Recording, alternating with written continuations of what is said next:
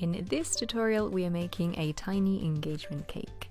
I've started off with a 6-inch cake board and a 4-inch cake, filling in with buttercream.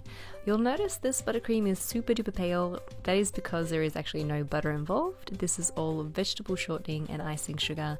I'll have a video demonstration that you can tap on in the first comment. 2 cakes have been used here, cut in half and stacked, and now I'm creating the final layer of frosting. Oh, no, I'm not. Now creating the crumb coat. This is a thin layer of frosting that goes all around the cake to trap in any crumbs.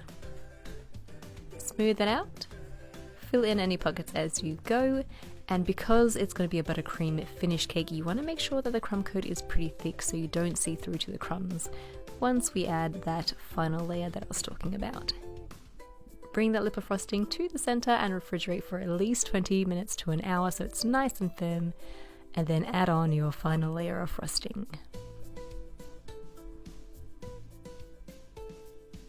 I like to start at the very top, flattening it out, and then creating a nice thick layer all around. You don't have to eat this layer, by the way. As you're cutting the cake, you can cut this off. I understand that it is a mouthful, and it's not ideal having a mouthful of sugar as you're eating your cake. Fill in the pockets as we did before, smooth it down completely, and then bring that lip of frosting to the center.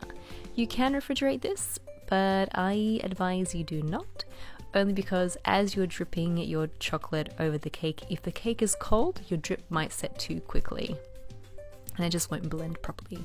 So I have a white chocolate here mixed with cream, microwaved it, and now I'm adding in a whitener. This is an edible gel color. My favorite is White Icing by Wilton. I couldn't find it, so I used the Americolour version instead, and it worked pretty well, so not disappointed at all here. Into a piping bag she goes, and I like to start at the very top, piping a nice big puddle, giving it a bit of a shake to settle the chocolate and bring it closer to the edge. When it's about 1 centimeter away from the edge, I'll drip artificial drips over the side. I'll make some long and some short. Longer ones are created by just keeping the piping bag in one position for a little bit longer.